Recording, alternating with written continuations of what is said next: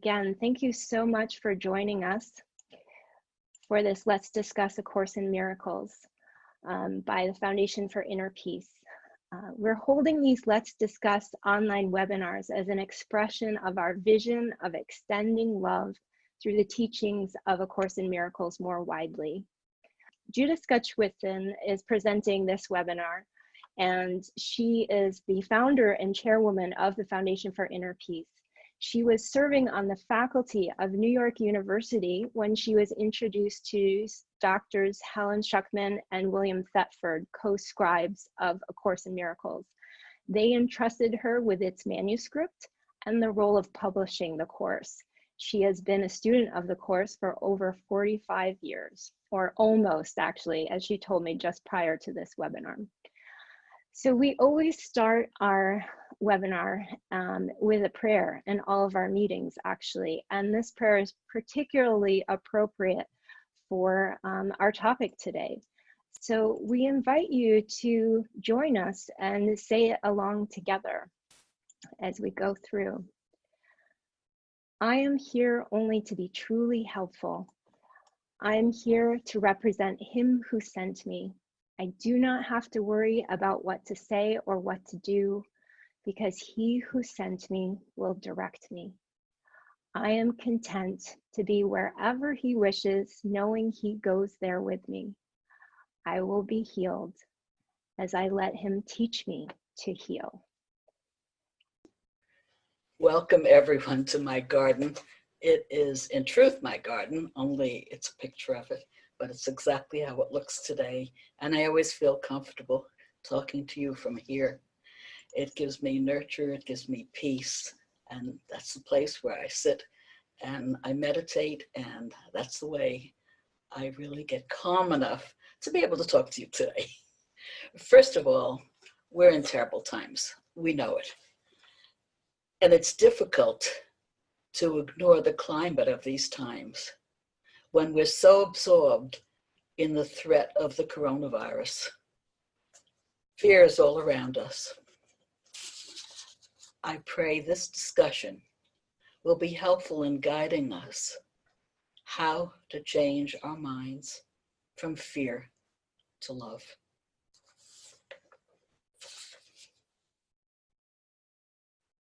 In this world,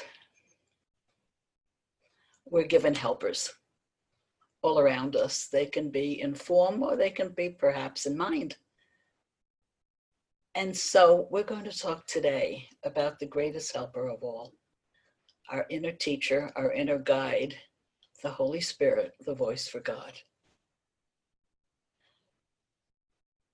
Here is something that I thought it would be a good thing to start with. The Holy Spirit will help you reinterpret everything that you perceive as fearful, and it will teach you only what is loving.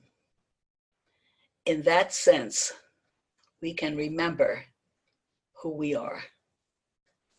And I'm going to tell you today a little bit about who I am in this form and how I have journeyed along with the Holy Spirit, eventually coming to know my inner teacher, my inner guide, my partner, my great companion so well that the very practice of asking about almost everything has led me to a great deal more peace. I certainly hope that'll be the case with you. Well, I could pick a place to start. I could pick almost any place to start, as could you. But I think I'm going to start with my earliest memory. My earliest memory was one that was kind of frightening. I was sitting with my parents by an open window, and I suddenly fell out. Now, as I was falling, of course I was terrified, but it seemed to be in slow motion. And in the slow motion, I remember thinking, this isn't safe. This isn't safe. And then this cry came out of me as I hit the ground. And it was only a first-story window. I want to go home. I want to go home. I want to go home. My parents got me almost immediately, and they looked me over and ascertained there was nothing the matter with me at all. But I still was screaming, I want to go home, I want to go home. And finally, they tried to calm me down by telling me, look, here's your house. You are at home. And I couldn't explain what I meant. But in those few seconds, something happened. And I think it was probably the fear that pushed me into wanting safety, wanting peace, wanting grounding, wanting my real home. Of course, I couldn't talk about it. I couldn't express it, but that never left me. It never left me at all. And so I think in a way, it was kind of a blessing, me falling out a window, because then I can refer to it all through my life as I know that this is not home. This is not our reality. Our reality is someplace else. And I would finally spend the rest of my life looking for that. When I was growing up, I certainly had a sense still in me of a direction in which to go. I'll call it a more amorphous feeling because it wasn't defined.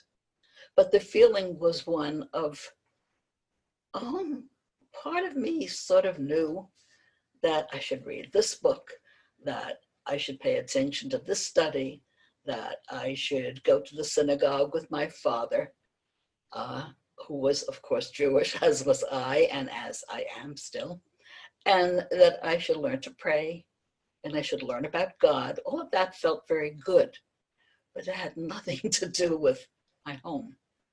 It had a lot to do with comfort. It had a lot to do with family values.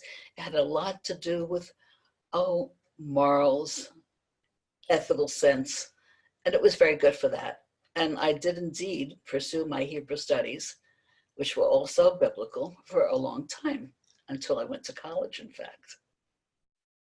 Along the way, books would seem to drop upon me. First, it was children's books, and eventually it was books that were for young adults, as we call them today, and then books that I could actually pick up in college and the college courses I chose that seemed to be leading me in a direction of searching. It was not as clear as that. I'm being much more clear about it now and telling you the story, but then we know what hindsight is. I do know, though, that there was definitely a progression. It felt as if I was moving along a road that was my road to travel. But it still wasn't everything. The first strong memory I'd like to tell you about, and there were some along the way, but the first really dynamic one was when I was a young mother. I first had a child, a son, a wonderful little boy, and he was a challenge because he was extremely bright. And I loved the challenge, and of course loved him. The next child was a daughter, and her name was Tam. And as she started to be able to speak, articulate, I noticed that there was something a little bit different about her. And what was different about her, she seemed to answer questions that were in my mind, and even before I could voice them. And I would wonder, why would she do that? And once I asked her, and she said, I heard you, Mommy. And I said, no, I didn't say anything. She said, yes, you did. I heard you. Well, then I had an idea that there was something telepathic going on. And so I started to read a lot of books about that, as many books as I could find, because I wanted to be educated on what to do and how to feel about this particular gift that she had. But one night, after I put both my children to bed, and Jonathan was in his room and Tam was in hers, as I was walking downstairs, I heard talking coming from my little daughter's room. She was about 3. Well, I thought perhaps one of them had left the other room. Well, they'd gotten together somehow or other, even though they weren't supposed to. And I was going to separate them and put them back to bed again. But I walked into her room and she was sitting up in her bed and she was talking to someone, but no one was there. And for an instant, I was kind of surprised. And I realized, children have invisible friends. That's okay. She probably has a little invisible friend. So I said, honey, who are you talking to? And she said, my friend. I said, your friend? Yeah, my friend. I said, oh, is your friend a little teeny elf? No, mommy. I said, is your friend as big as you are? No, mommy. Is your friend as big as I am? Mommy, my friend is bigger than you. It's bigger than this room. It's bigger than this house. It's bigger than this whole sky. And you can't see my friend. I took a deep breath and I said to her, does your friend talk to you? And she looked at me surprised. She said, of course, mommy. Of course my friend talks to me. That's why I'm talking to my friend. Well, something inside me said, enough questions. And so I backed out of the room very carefully and I closed the door and I started to think. That kind of thinking spurred me on to do something more formal about my search. And with that in mind, I concentrated mostly on her psychic abilities because that was able to be investigated. And I went back to school. Luckily, I lived in New York City, and so there were classes I could take, graduate courses in experimental parapsychology. And I learned a good bit about what was going on in research in that science. And I thought that I was really, really happy, and I was moving along at a very interesting pace. And finally, it culminated with me being asked to teach at New York University. And teaching at New York University was a big surprise for me, particularly the subject I was asked to teach, which was experimental parapsychology. See, I had done a lot of reading. And I didn't expect the classes to be large. It didn't make any difference. I just showed up and was very surprised to find out that it filled an auditorium, not a classroom. There were so many people coming from all over. In the evening, it was adult education who wanted to know more, the same way I did. Keeping a lesson ahead of them wasn't too hard, but I did find over the years that it was a very satisfying pursuit and enabled me to be part of a growing community of people who were likewise searching. One day, I'll say it, not fateful day, I realized that I was terribly unhappy. This was new, it came upon me kind of suddenly, and I was in despair. And in this despair, I felt as if I was hurtling down, like spiraling down from a very comfortable, happy state of engagement, of safety, in the sense that I had a home, a husband, family, friends, career, children. But nothing seemed to make any difference to this deep, deep emptiness I was feeling. And one night in 1975 in the spring, I locked myself in the bathroom, which was very well insulated from the rest of the house. And I called out from the bottom of my heart, won't someone up there please help me? Won't someone up there please help me? And I meant it from the bottom of my being. You gotta be careful when you ask a question with such passion, because this question got answered for me very quickly, but not in the form I expected. But I did ask. And the answer was an introduction to two professors of psychology at Columbia University School of Physicians and Surgeons, who had a deep, dark, guilty secret they were hiding. But they asked me to meet them, which I did. And at the same time that I met Dr. William Thetford, Dr. Helen Schucman, I also met Dr. Kenneth Wapnick. And I was in their office, and Helen and Bill were telling me their story, which they had kept very secret. The story had to do with how A Course in Miracles came to them. They had also asked, you see, and they had also gotten an answer. Well, I very much wanted to see this document, of course. And Bill Thetford opened up this secret filing cabinet, and he brought out 7 heavy thesis binders, black, in which the manuscript of the course was housed. And I opened it up to the first page. And I read, this is A Course in Miracles. with the closing, nothing real can be threatened. Nothing unreal exists. Herein lies the peace of God. I knew without knowing that my question was being answered. I knew that I was being introduced to something that would help me in my childhood quest to find home. That was the very beginning. And along the way, I think I forgot to ask Tara to show one of the slides. Sorry, got carried away. Here is a slide. How about I read this, and Judy, this is a beautiful section from chapter 5 of A Course in Miracles. When the ego was made, God placed in the mind the call to joy.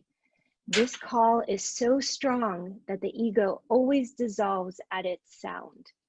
That is why you must choose to hear one of two voices within you. One you made yourself, and that one is not of God, but the other is given you by God, who asks you only to listen to it. The Holy Spirit is in you in a very literal sense. His is the voice that calls you back to where you were before and will be again. It is possible even in this world to hear only that voice and no other. It is possible even in this world to hear only that voice and no other. You might be interested to know that the Holy Spirit, the voice for God, your internal teacher, your higher self, is mentioned 1,472 times in A Course in Miracles. 1,472 times this is mentioned. We are dealing with a very important subject today, listening to the voice for God. And as I spent time with Helen and Bill, because that did indeed happen, as the time went by, I learned in sitting with them and reading and practicing the Course every day, except weekends, I learned that we had to not just ask individually for help, but we had to ask questions together. People were coming to see what was going on. We told them about the Course. I did, at least in my classes, and they would visit, and Helen and Bill and Ken and I would gather, and we talked to them about it. And always, before we even had people come to visit, we would ask together, should these people be told about the Course? So we started very slowly asking together. I was a newbie. They may have been doing it much longer than I, and I think so. But let's say as a group, we started very slowly, asking questions and then getting answers. And we would get more and more and more guidance in a way that we knew was accurate for us because we tried it and it worked. And one of the times that we were sitting and asking for guidance, we decided that we would find out what's to be done with this manuscript. Bill had a good idea that he felt it should be shared with the world. Helen said absolutely not. So right away, there was a difference of opinion. And one day, after quite a while, 6 months to be exact, we were talking about, should it indeed be made public? And we had privately spoke with a few publishers in advance. And I think I went off camera. Something happened. Excuse me, everybody. Sorry. You're not off camera. You're still on. Don't worry. I just changed one setting. Sorry. Keeping you on your toes. We're still new at this. And look, I don't have the skills. I'm very old. In any event, I'm not losing my train of thought here. We were asking what we should do about the Course, having spoken in person privately with a few publishers who had heard about it. And each time we thought that, oh, well, that'll be a good idea. We can have Harper and Collins, or Doubleday, or someone like that published the course. We got the answer no when we asked. We didn't get the reason, we got the answer no, not them. And finally, on Valentine's Day, 1976, as we sat again, having seen a group of people who wanted to publish the course, we asked and we got no, it shouldn't be there. Well, who should it be then? And we got very specifically only those who will do this, meaning study the course, the rest of their lives and nothing else, who will put it in a not-for-profit foundation, and who will make sure it's not split up. Well, we looked around and realized that who in the world could that be except us? And we got the equivalent of, thought you'd never ask, but we realized at that time for the first time that we were going to do this. We were going to do this even without knowing how. The without knowing how was really important, because by this time we realized that we would learn how, and we would learn that from the Holy Spirit. Something happened that many of you know, but I think there are many here today who don't know, that when we asked, we also asked, where is the money to come from? Because we knew publishing a book of this size, hardcover, had to be pretty expensive. And we closed our eyes again, and we asked that question, where is the money to come from? And we each got a different answer, but the answer all fit into a whole picture. And Helen got, Judy will know. Bill got, it's already done. Ken have received the message that all is at peace. And what I got was make the commitment first. And so without having any funds and without having any foreknowledge, we said, yes, we committed to doing it. And the very next day, I got a telephone call from a man who lived in Mexico and had a not-for-profit organization. And he told me he had seen a copy of this course, which wasn't yet in hardcover print, but was in small volumes so people could start looking it over easily. And he said to me, you really have to publish this course. And I said, coincidentally, last night, we were just talking about that and we made the commitment to do it. But you must know, having your own not-for-profit, how hard it is to raise funds. And he said, that's why I'm calling you. I was guided last week to sell a property, and I'm sending you a check, and you should get it in a few days at least. And it's a gift for you to publish the course as soon as possible. We did get that check, and by the time the course was published in its first edition, we had about $180 left over from the donation. Make the commitment first. Ask the Holy Spirit. I think you're getting the drift of how this goes. Well, I must say that there was always a discussion about the voice, because Helen kept calling it the voice. And when I first met her and she told me about the voice, I asked her, did the voice have a name? And she was a little bit embarrassed, and she said, oh yes, I was afraid you were going to ask me that. And I asked her then, what's the name? What's the voice called? And she said, well, he says he's Jesus. And I said, well, is it? And her face changed. She was embarrassed no more. And she said, with a smile in her eyes, oh yes, it is. We had a lot of discussion, as you can imagine, about the voice. Because is it the Holy Spirit? Is it Jesus? Is it my higher self? Is it my inner teacher? Is it God? Well, I would rather have Helen tell you what she felt about the voice. And Tara is about to play for you a film, very scratchy, by the way, the audio. It was done in 1976, and it was at a gathering, so there was no way to filter the sound. We didn't have the equipment then that we have today. So you may have a little trouble following up. This is my suggestion. I think I was guided to play this for you today because, number one, it's the only recording we have of her.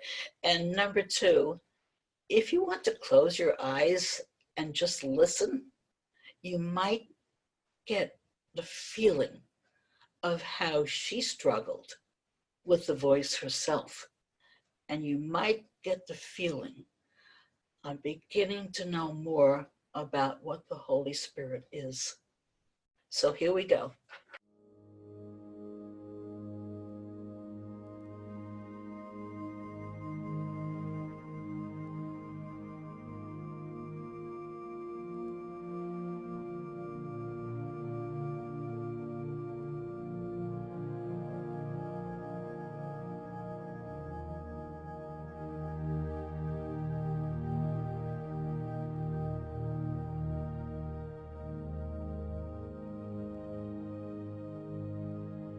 Regarding the voice you heard in describing A Course in Miracles, did it come from outside or from within?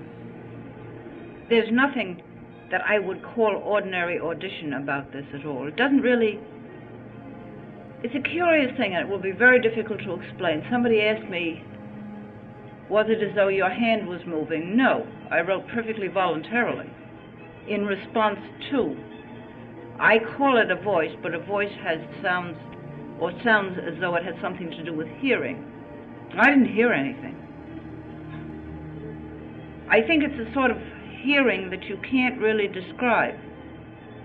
It doesn't have anything to do with ears or waves hitting a drum or anything on that order. I don't really know. I think maybe I'm using the wrong word when I say hear. I sort of recognized it. It was very rapid. I could even, if I didn't catch a phrase, I could sort of say, would you mind doing that again, you know? This was in your mind? This is strictly mental. Otherwise I would consider it hallucinatory activity. I don't feel it was that. Is it comparable to anything in terms of how we hear ourselves talk, or like you talk to yourself? It wasn't my voice. It couldn't have been, because it talked about a whole area with which I am entirely unfamiliar. What about subvocalizing? When you're subvocalizing, you're hearing the words. You're actually hearing them. No, there's no vocalization. It's a process that I really would find impossible to explain. It's never happened to me before. I don't have any knowledge of the area so that I wouldn't be able to say like X or whatever it is, because I wouldn't know what X did. You could hear the words clearly in your mind even though you didn't hear a sound? I knew that that was the word. I think knew may be a better word than heard. I did not know consciously at the beginning of the sentence how it was going to end, and that puts me under a further handicap in terms of ordinary language, because ordinarily, I think, if you're going to say a sentence, you know what it's going to be. You sort of get the gestalt immediately. But I didn't. And it came very easily, very rapidly, very smoothly, I guess even painlessly, except that it annoyed me to death, but that's irrelevant. I guess hear isn't the right word. I could stop any time or pick it up any time, and I did it in cabs and subways and anything, or sort of between telephone calls. But you're raising a question I don't think, Dave, I can answer. I really am trying. So a certain mechanism went on there, because you heard something translated into the shorthand style. Yes, but I'm used to shorthand. I use it for group therapy sessions, so that shorthand is quite familiar to me. So you don't even it was really a matter of speed. So you really I couldn't have kept up with it in ordinary writing. Oh, you couldn't? Oh, no, it's very rapid. I needed the shorthand. What about automatic writing? A thing when pen takes over and writes for the person. The person doesn't have any control. Is that similar to what you're describing? No, that didn't happen at all. I could have stopped at any and I frequently did. And I was very frequently interrupted, so that I would have to stop there. I didn't lose awareness of where I was or what I was doing. My interns kept barging in for therapy sessions. Now, Bill always says, well, I'm just naturally dissociated, which I never take as a compliment. But maybe it's that. And I think in a sense it must be, because I haven't caught up with it yet. And I don't understand it, and I still feel very baffled by it. And I'm also still just a little uncomfortable with the material, but I'm getting used to it now. And I'm also getting used to a feeling that it was the right thing to have done. The only curious thing that I do know, and this is curious, I am used to doing pretty much what I want to, and I do make my own decisions. But for some reason or other, it never occurred to me not to do this. I thought that this should be done. I made every effort to keep it without me. I did not want to intrude on it, and I felt that it was a matter of personal integrity not to. I really did not interfere with it. I think the thing that I found upsetting about it was that it went against everything I believed, which is very hard to do. But I felt it was much more important. I know what I believe, but I didn't know what this was going to do next. And I was very pleased with its coherence and with its being very consistent, which is something that I would regard as a mandatory criterion. It read very well. Yeah. And I know the pain with which I managed to get something to read halfway as well as that, which is very agonizing. And this came out very quickly, talked about a system I don't know anything about, and confused me no end. I'm still cross-eyed. That's all I can really say about it. Tried to edit it at times, didn't you? Yes, I did. It would bother me, and I would never forget what it was originally, and I would feel kind of uneasy about it. But since I do so much editing, I figured, well, I'm improving this, you know, and that's it. But then later, when it would pick it up again and refer back to that, then it would be inconsistent because it would use the original word. So then I very quickly learned, don't do that because you will interfere with the internal consistency. So then I stopped doing that. Very quickly I learned that that was a very bad mistake. So we went back and we changed all the words back into its original form. Did you remember the word, or did you have to go back and just ask at the time? And I used to tell Bill that used to be, you know, whatever it was. But sometimes, I wouldn't say more than 2 or 3 times, I didn't know. But I was aware that there was a goof-off in through there, and I would feel the goof-off more than the right answer. And then I would sort of look at a blackboard in my head and see it written, the word it should have been. And I would ask, can I see it on the blackboard? You would ask and also see it? Yes, if I was undecided. I'd forgotten to mention that. Would there also be that knowingness that accompanies it? Like, No, then I would be reading it. If it was on the blackboard, I would see it in letters. Then it was a very visual thing in your mind. And then it was visual. Ordinarily, it isn't. But I think that modality had to come in where I had kind of lost my way in it, and I really didn't know what the word should be. Could you close this off any time you didn't want to hear or do it? Oh, yes. In other words, it was strictly your option. Oh, very much. Except that it kind of nudges me if I didn't do it when I was sort of supposed to. Sometimes I couldn't sleep, and then I would become very restless. And at one point, I didn't do it for about 3 weeks. I felt quite pushed around by this, and enough is enough. And it was kind of a rough 3 weeks. But I didn't know when it was finished, and I didn't know when I was supposed to stop. The course came first. Well, the text is what we originally had called the course. The text is the right word for it. That came first, and when that was through, I think there was something like a 3-month hiatus. You had no urge to write then? A while before I started in again, I said to Bill and also to Jonathan, I have a horrible feeling there's a workbook that goes with this, but maybe it's just a, you know, maybe I'm going to be let off on this one. But I did know it, and it became increasingly clear that that was it. And I knew at that time there would also be a teacher's manual, because that's obviously what professors have to teach with. Mm-hmm. And I did feel that it was going to organize itself in that way. And it did. Do you feel that it's over now? I think so. I think so. The only thing that I might be able to do, although I would hesitate to do it, because I feel very strongly that my commitment included having nothing to do with anything psychic. I feel that very strongly. I think I told you the story of the original commitment in that line. If I didn't, it's in my autobiography, and you'll see it. I think it's through. I do think, and under certain circumstances, I might be able to do this and might want to, if it were very helpful to somebody. I think there are questions I could probably write an answer to. But I think I would really want to do that, not as a major part of anything, because I don't think it's very important, but if someone were in trouble and it would be helpful, I might try to do it. I haven't had any occasion yet. So you continue to hear the voice. Oh no, I could ask what to do about something, particularly if the three of us are together. And we would ask, and we would get an answer. We generally get the same answer. If we don't, we'll sort of feel somebody's off a little bit, and we'll try again. But we generally do. According to the Course, we should, and everyone could, ask about anything and get an answer.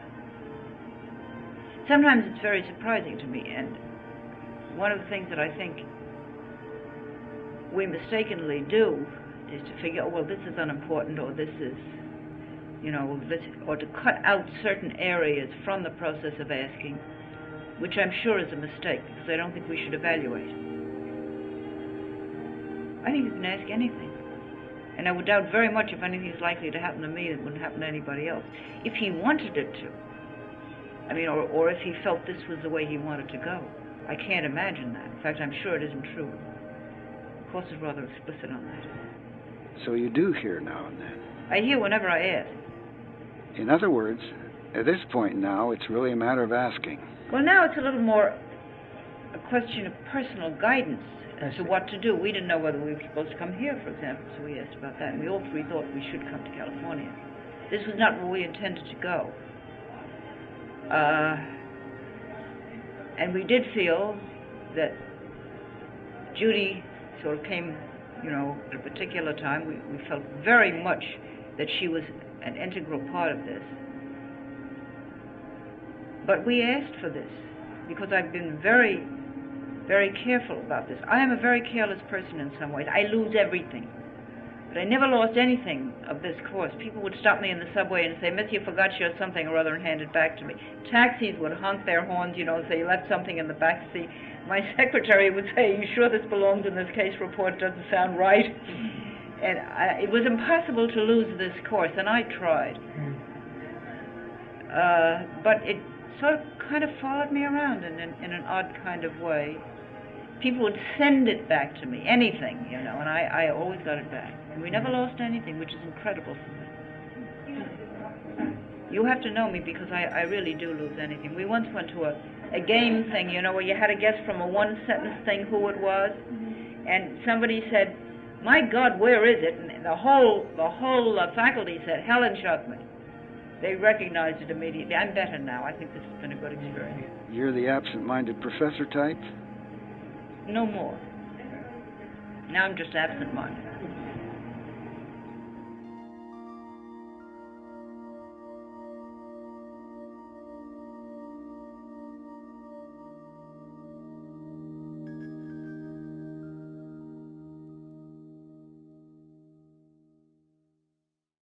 Having not heard that in a while, I was sitting here smiling at the happy memories and the strained and difficult memories it also brought up.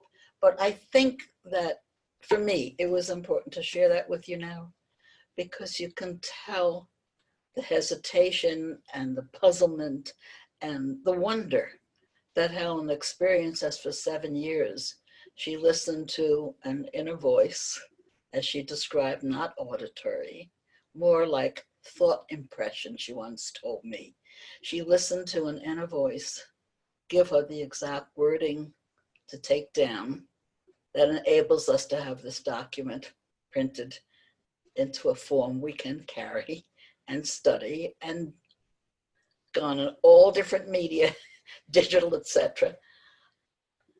How that very act of willingness allowed Helen to listen to a voice which was such a surprise to her.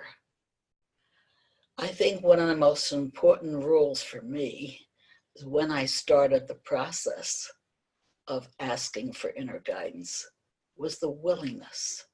And I remember showing the slightest willingness and 1,000 angels rushing to help. The slightest willingness is enough when you're asking for guidance, because the Holy Spirit waits to be invited, although it's always present, constantly with you. The invitation has to come from us. Once in a great while, something like happened to Helen might happen in a different form, and it is unusual, and we shouldn't measure ourselves and our listening process by it. But if it works for us to keep on practicing the process. We did get the opportunity to have special messages as we worked together on getting the course ready for publication. And the best part of these special messages were, number one, it was coming from the same source that gave Helen the book, which she also called Jesus, and it helped us on our way. So I would say this one was kind of important. You have been told to ask the Holy Spirit for the answer to any specific problem, and that you will receive specific answer if such is your need. There are decisions to make here, and they must be made, whether they be in illusion or not. They must be made, whether they're in illusion or not. Many students of the course talk about not even asking for guidance in their daily lives because they want to save it for a more prayer-like situation or something they consider much more important, like in relationships and changing their minds from fear to love or from dislike to acceptance. But these special messages reminded us daily that in this dream that we are dreaming together, in this non-reality, because it's impermanent, that we can still get messages, and that we absolutely must to help us on our way. That was very, very comforting to me, and I hope it will be to you too, because sometimes it's confusing. I say, what should I ask the Holy Spirit? How do I ask the Holy Spirit? Well, asking the Holy Spirit isn't very hard. As I said, you only have to want to. And the form in which you ask it is totally irrelevant. And the form in which you receive it will be specifically for you. Do not ever expect to get the kind of guidance that your friend, your husband, your mother, your grandmother, or someone you work with get. It will be specifically for you because your internal teacher is only for you. The Holy Spirit is the link between the dream world, which it knows very well, and the world of formlessness, which is God. The Holy Spirit, you can say, is also the mediator, and it helps interpret for us who are so limited in the dream, the memory and the love for God. So listening to Helen, I think you could hear that and possibly even relate to it too. I'll come back to the story because this is sort of a story of my life. It was very clear to me that as we started to publish the course itself, we were going to have some challenges. And what were the challenges? Our relationships. Put 4 people together in a room who are passionate about what they do, and everyone has a different opinion. And the only way we could resolve these differences, of course, was to stop, first of all, to remember, to stop and to ask. And we asked together. One particular time, which is a little bit humorous, but it wasn't so humorous at the time, Helen was determined when it came time to choose the cover of the course, that it be black with gold writing. Well, and only say A Course in Miracles on it. It didn't feel right to me, and it didn't feel right to Bill either. I never really asked him whether it felt right to him, but we did argue about it for half a day, and we tried all sorts of ways to convince Helen that it shouldn't be black. It didn't feel right. And finally, Ken, who always stopped Helen midstream, said, Helen, let's stop arguing now and let's ask together. So we did. And I remember so well the look on Helen's face when I opened my eyes after my internal questioning of the Holy Spirit. And I saw on her face first disgust, and then acceptance, and then complete joy. He says it should be blue, dark blue. Well, obviously, it's blue with gold letters. Even that, we asked what kind of paper it should be on. We asked everything along the way, because remember, we had no expertise in this. None of us were a publisher, and we were doing it ourselves. How can one even expect to undertake something that you know nothing about and go and bring it to fruition? You ask within. To me, that's always the answer. You ask within. I call asking the Holy Spirit process habit making. You make it a habit of asking. And when you know you're comfortable and that you do it in every situation where you think you need higher guidance, then you know that the habit making process has taken hold and you're in good hands. We have another slide that we're going to show you now. I love this particularly, so if you want to speak it for us, Tara. Certainly. So this is from chapter 12, section 7, paragraph 3. The Holy Spirit is invisible, but you can see the results of his presence, and through them you will learn that he is there. And I think I can relate this particular quotation to just about everything we're talking about. You can't see it, you can't touch it, you can't smell it, you can't feel it, but the Holy Spirit is there.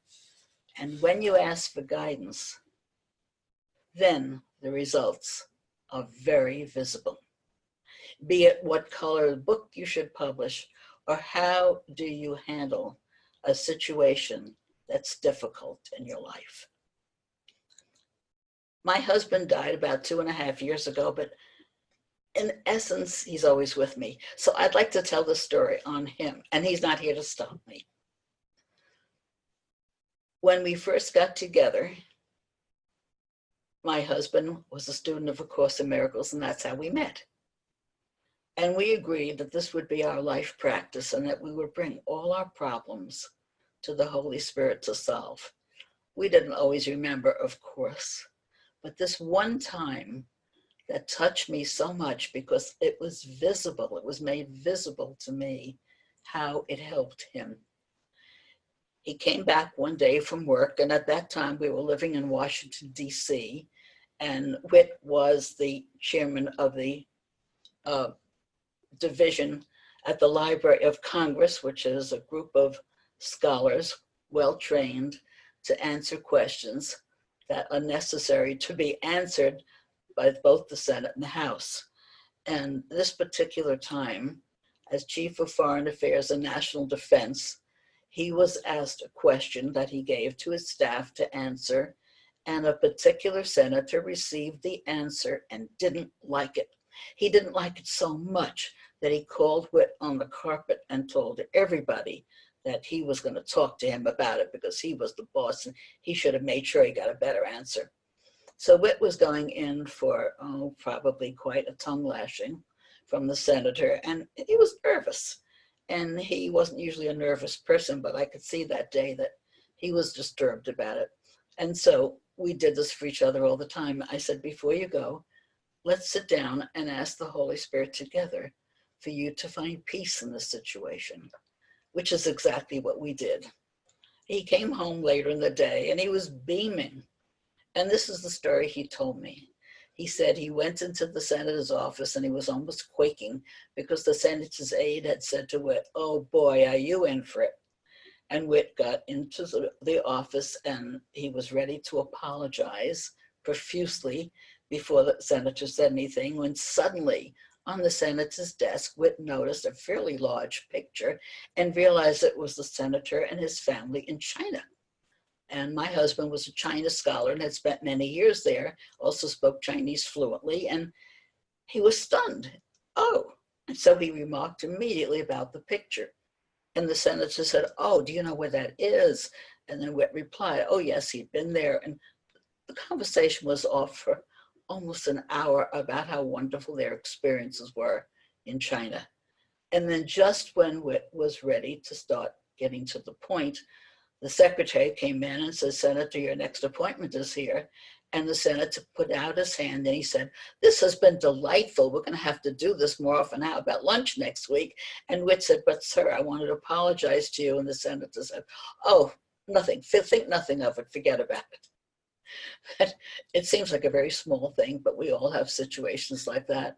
We're fearful of someone, we feel separate, we're alone.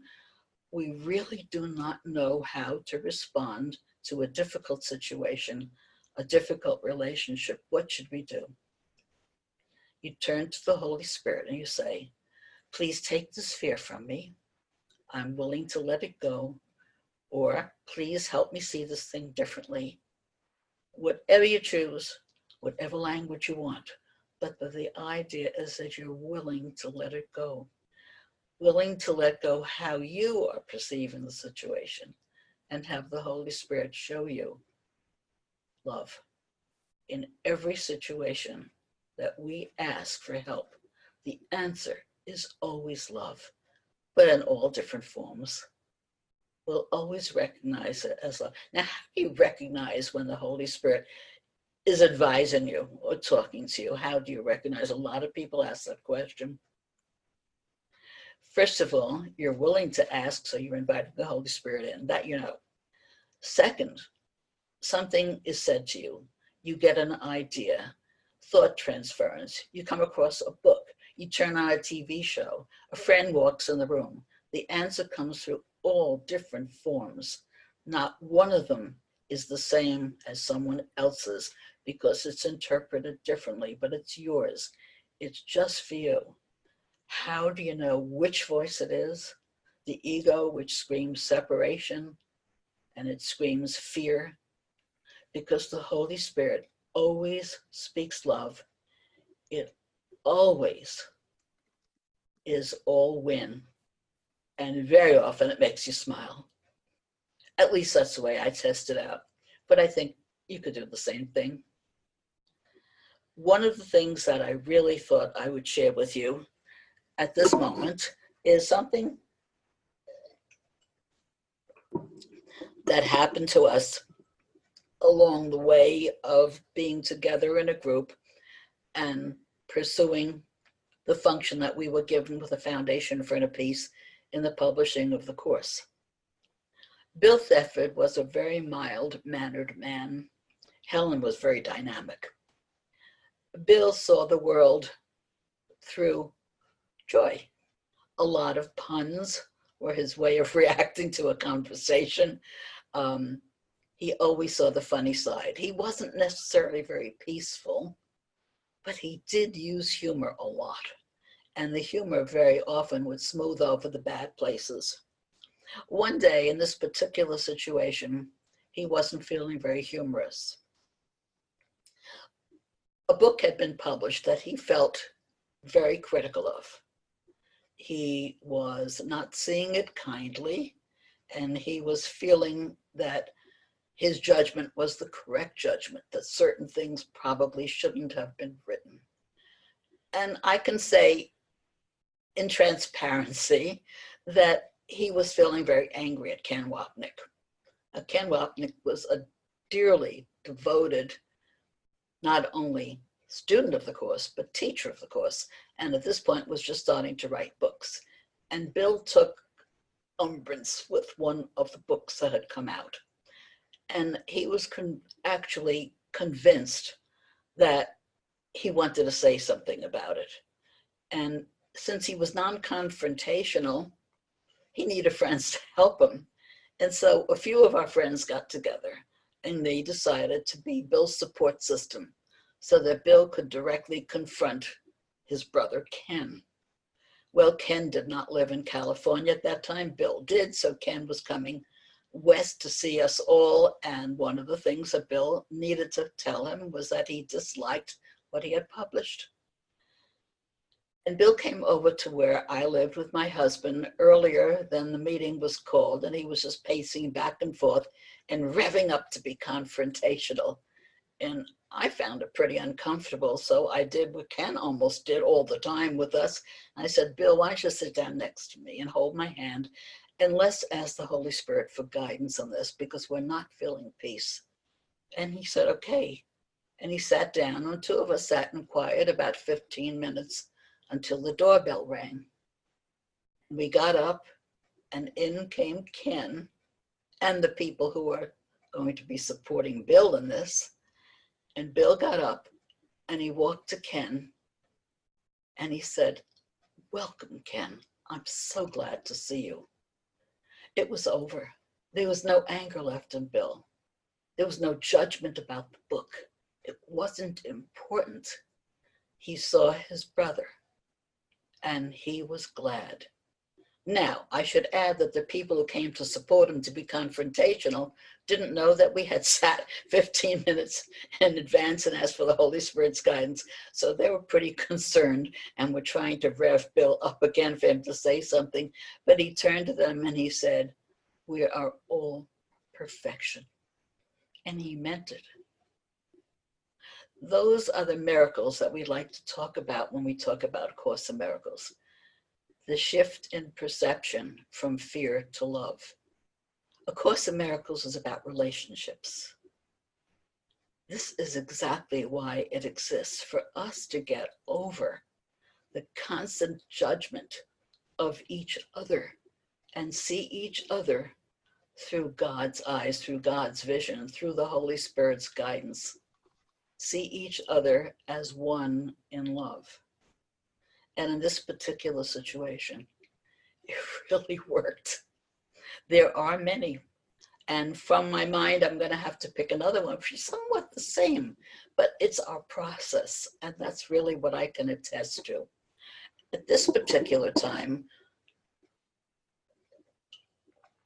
we had just started with a program of translations. Now, Helen had said A Course in Miracles can never be translated. In her lifetime, it wasn't. She was insistent that it couldn't be. It's funny, we didn't feel the need to ask at the time, and maybe if we'd asked, we would have gotten a different answer, and so would she. But she was nearing the end of her life, and we just didn't get involved and weren't ready to be involved in such an enormous task. Eventually, we were. And we had to form a committee, and it seemed very, very necessary that the two people who knew the most in how to do this project participated as partners. And the partnership was Ken Wapnick, who would be and was the teacher of all the translators to make sure that they actually knew and understood the course so they could translate it. And my husband, Whit, who had been a manager of information for many years and who would manage the project. And they worked pretty well together. They weren't that close in the beginning, but they certainly became closer until one day when it all broke apart. Ken had felt a translation should be handled one way, and Whit had felt the translation be held and worked in the opposite direction. And as much as they talked, and certainly they were both good talkers, as much as they talked this over, they couldn't come to any agreement, and it was getting more and more strained. At this point, we were living in California. Ken was living in New York, and it was even harder communicating on the telephone. And one day, it felt really important for Whit and for me to go to New York to see what could be worked out with Ken, because we were on the verge of a break. And to me, that would have been disaster. It doesn't matter what the issue was, but believe me, each person felt he was right. The night before Ken was to visit us in our hotel, Whit was pacing the room the same way Bill did.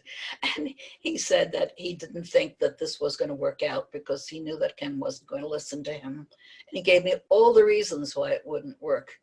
And frankly, I was getting frightened. And finally we went to sleep, and Whit still was talking. And it occurred to me that what we did with each other always was to help each other through really dark spots, and this was a dark one. And I said, you know, honey, you've helped me do this in the past so many times, but right now, would you let me help you? Give it to the Holy Spirit. Just give it to just do that. And he said, I don't know if I can. I said, well, if you're the slightest willingness, show the slightest willingness, and you can. And so he said, all right. And we closed our eyes, and he just gave it up as best he could and went to sleep. In the morning, we got up, and Whit had changed. He was peaceful, he was friendly, he was funny, he was fine. So what happened? He said, I don't know. I think it left in my sleep. I said, what did you ask the Holy Spirit? He said, I just said, take this horror from me. I do not know what to do with it. Ken came at 9 o'clock in the morning and rang the bell. I opened up the door. I could tell by his stature and his pallor that he was nervous. And he was sad. Whit went to the door. He threw his arms around Ken and he said, welcome, brother. It was over. It was totally, completely, and forever over. If I get a little emotional when I think of it, please forgive me, but I could be in that moment now and feel the miracle happen. And when it does, we're always made glad.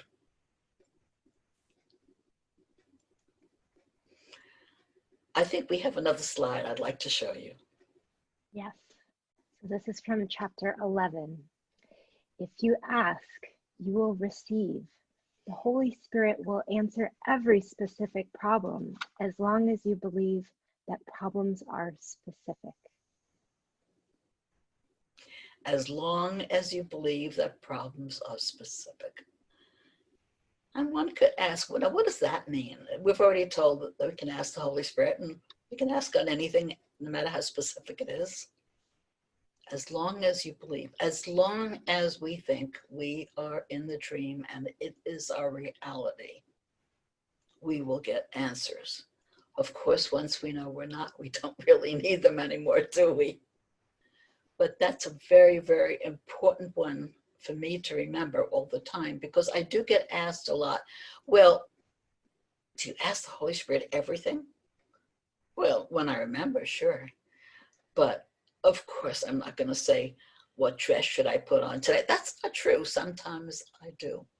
Sometimes I do ask, like, what should I wear today? Yeah, I don't want to decide.